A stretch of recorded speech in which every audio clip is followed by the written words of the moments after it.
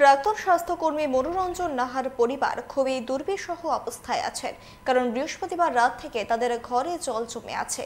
শুক্রবার প্রশাসনের সহযোগিতা চেয়ে কান্নায় ভেঙে পড়েন মনোরঞ্জন নাহার স্ত্রী। কাঠালিয়া ব্লকের উত্তর মহেশপুর ৩ নং ওয়ার্ডে তাদের বাড়ি। তাদের অভিযোগ, বাড়ির পাশে উঁচু রাস্তা করেছে প্রতিবেশী পরিবার। সেই রাস্তাটি মনোরঞ্জন নাহার বাড়ির পাশ দিয়ে গেছে, কিন্তু ড্রেনের না থাকায় সব জল চলে আসছে মনোরঞ্জন নাহার বাড়িতে। গত ২১ বছর ধরে এখানে থাকি। কিছুদিন আগে পার্শ্ববর্তী প্লট কিনে সঞ্জিত দে জলের কারখানা করে রাস্তা তৈরি করার পর আমার এখানে একটা জল নিষ্কাশনের ব্যবস্থা ছিল।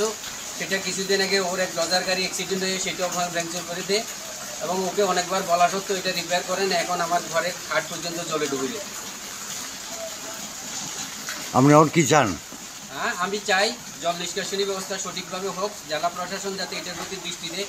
আগামী দিনেও জমিন ঝড়াট করে বাড়িঘর তৈরি হচ্ছে, জল নিষ্কাশনের কোনো ব্যবস্থা নাই। জেলা প্রশাসন যাতে এটা শুধু সঠিক দৃষ্টিভঙ্গি নিয়ে জল নিষ্কাশনের ব্যবস্থা করে আগামী দিনে যাতে আমাদের এই দুর্যোগের সাথে